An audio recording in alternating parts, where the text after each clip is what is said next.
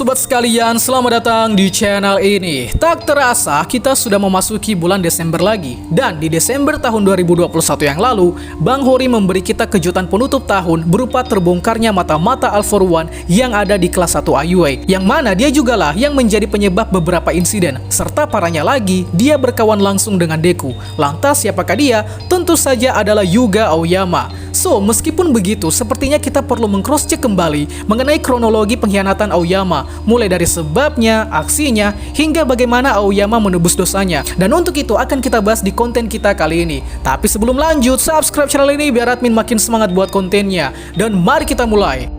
Awal mula Aoyama berkhianat. Dalam proses Aoyama menjadi pengkhianat, sebenarnya ada suatu hal krusial yang menjadi penyebab, yakni ada kontrak dengan sang All For One. Jadi ceritanya, Aoyama ini adalah seorang anak yang terlahir sebagai seorang quirkless sama seperti Deku. Tapi karena dia terlahir sebagai quirkless lah, maka dia dikucilkan oleh teman-teman sekitarnya. Karena di zaman yang dipenuhi quirk ini, orang yang terlahir sebagai quirkless akan dianggap hina dan tak bisa berbuat apa-apa. Yang jadinya orang-orang quirkless termasuk Aoyama seringkali menerima diskriminasi oleh orang-orang yang memiliki quirk. Akan tetapi berhubung Aoyama ini terlahir sebagai keluarga kaya raya, maka kedua orang tua Aoyama mengusahakan bagaimanapun caranya agar Aoyama ini bisa memiliki quirk.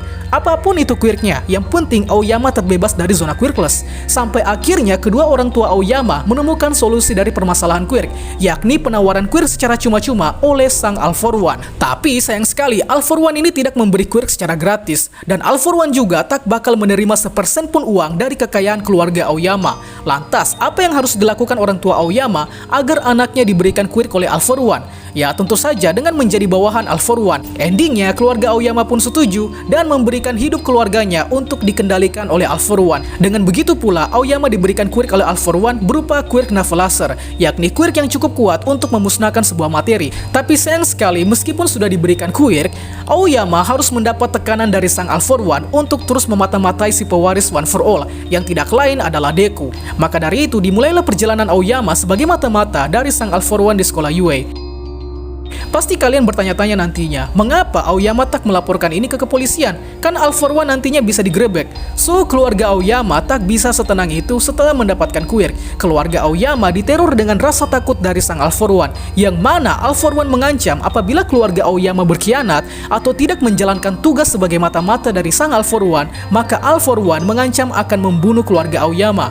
Ancaman ini juga bukan cuma gertakan semata, sebab ketika di suatu kesempatan keluarga Aoyama tak menjalankan tugas, keesokan harinya di kediaman keluarga Aoyama telah tergeletak mayat dari seorang mata-mata yang membangkang terhadap perintah dari All For One. Ditambah lagi, All For One ini mengancam untuk meledakkan Aoyama jika saja membongkar rahasianya. So, maka dari itu, dari awal masuk sampai saat dia hampir saja keluar dari sekolah UA, Aoyama ini penuh dengan tekanan batin dari villain paling ditakuti senegara Jepang. Buset, kasihan juga ya Aoyama. Aksi pengkhianatan. Ada beberapa aksi yang diketahui dilakukan oleh Aoyama, yang nantinya akibat Aoyama yang membocorkan informasi ke All For One, maka menimbulkan beberapa insiden. Yang pertama adalah masuknya Aoyama ke sekolah UA, di mana Aoyama dituntut harus lulus ujian masuk jurusan pahlawan, yang kalau tidak ya bakal dibunuh. Kedua, Aoyama adalah yang membocorkan informasi pada All For One kalau siswa kelas 1A sedang melakukan studi tour ke gedung USG. Maka dari itu, All For One mengirim Shigaraki serta villain-villain lain untuk mengacau di USG. Itulah mengapa saat setelah insiden di USG, Aoyama tidak diketahui keberadaannya. Yang belakangan kita tahu kalau ternyata Aoyama bersembunyi karena dia sebagai dalang dari penyerangan USG. Ketiga adalah pada saat di camp pelatihan hutan, di mana Aoyama memberitahu ke All For One tentang lokasi hutan tempat siswa jurusan pahlawan UA akan melakukan pelatihan. Dan akhirnya terjadi penyerangan di camp pelatihan hutan yang dilakukan oleh League of Villains. Di dalam kondisi ini, Aoyama tak diserang oleh Dabi, sebab ya Dabi tahu kalau Aoyama adalah bagian dari rencana All For One.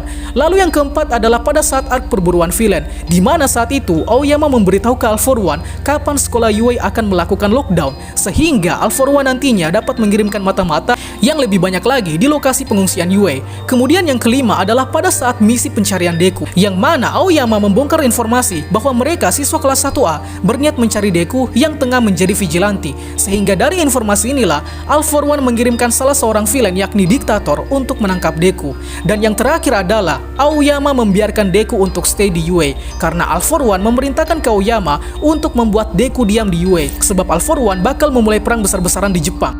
Penebusan dosa.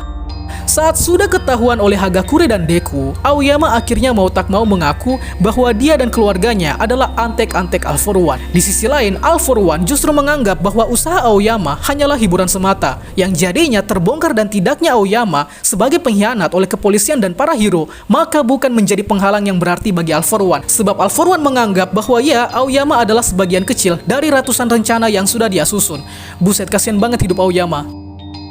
Singkatnya, Aoyama dan keluarganya kemudian ditahan karena mereka menjadi mata-mata All For One. Tapi bukan berarti Aoyama akan dihukum.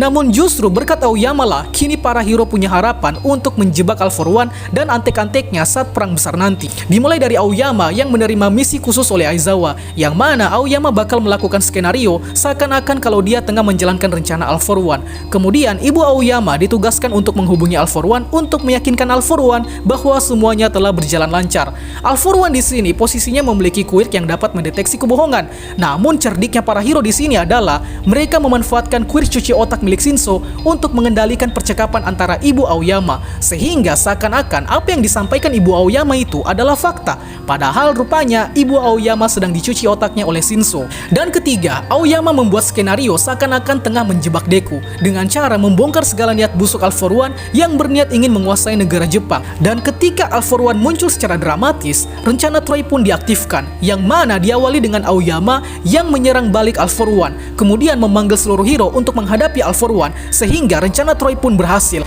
Gila, keren si Aoyama ini.